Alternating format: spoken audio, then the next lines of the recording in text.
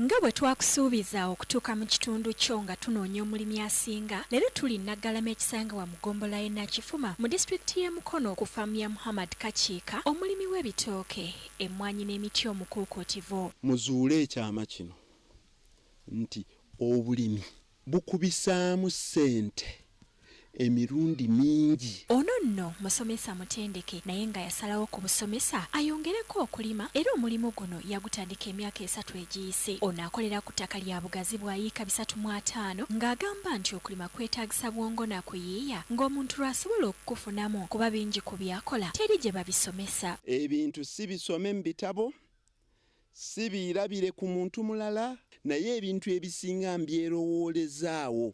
Nze ngenda ntunuulira embeera gye ndimu yennyini kwenjiiza. Ku yiika z'ettaka 305 alinako olusuku lw'amatooke ku yiika 180, emmwanyi n'emiti nga kalitunsi, emigavu, emisizi, payini, emivule n'emirala byonna byalima mu bungi. Byakola okusobola okuyita mu mbeera y'omusana byangu nnyo. Okugeza mu musirigo ogw'emmwanyi yagenda asimbamu ebitooke okulira n'ebikolo nga bino mu budde obw'omusana bye bigabirira emmwanyi amazzi ne zitayisibwa bubi nga yadde omusana gwase gutya zo zeeyongera kulabika bulungi. Bwe namalanga okusimbamu ekitooke ne kikwata ne kiweza emyezi 4-5, ku kitooke kwennyini ebbali nga nsimawo akannya nga nkasimisa nsuuluulu nga nkasimbamu emmwanyi. Nze amagezi gange gaŋŋamba nti ekitooke kino engeri gye kiriko endagala, enkuba bw'etonnya amazzi gatambulwa ku ndagala ne gatambulira ku kitooke ne gakka wansi.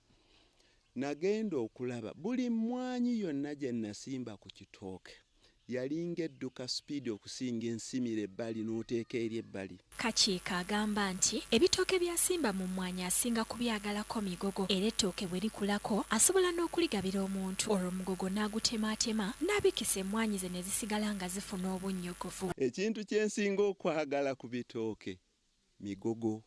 Omugogo ogwo mugwabuluzeemu wakati. Mugende ku mmwanyi eri mulooke mugubikke. Yo emmwanyi bw'eba ekyali nto agizimbira engeri y'akayumba omusana guleme kugituukako obutereevu. Ate bw'otuuka mu lusuku lwe tomanya nti eriyo n'omusana kuba lulabika bulungi okuzaama. Kyakola bw'aba asimba ebitooke alekawo fuuti 2 bw'amala addira ebisubi n'abikka okwetooloola ekitooke, olwo abakozi ne bafuna amazzi ne bagayiwa ku ssubi lino kuba agamba nti si kirungi kuyiwa mazzi butereevu ku kikolo kya kimera era nga kino akikola buli luvannyuma lwa nnaku 5.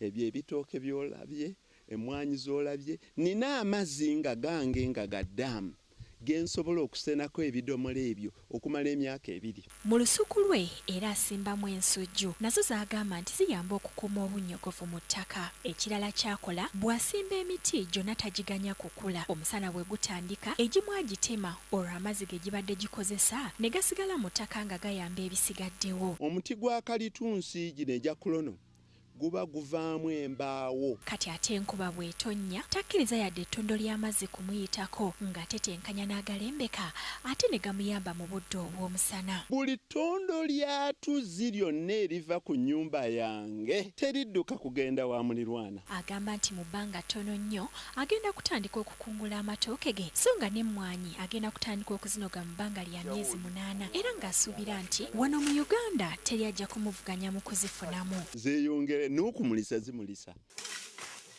Era alina abakozi abasukka mu 10 ku faamu ye ng'agamba nti n'ekirala ky'asinga okukola kwe kukuuma ebiwandiiko kuba biraga bulungi by'azaakola ensaasaanya ku faamu ye n'ebirala bingi. Kibuuka Lumu yakusakidde eggulire lino ku Rabukede TV.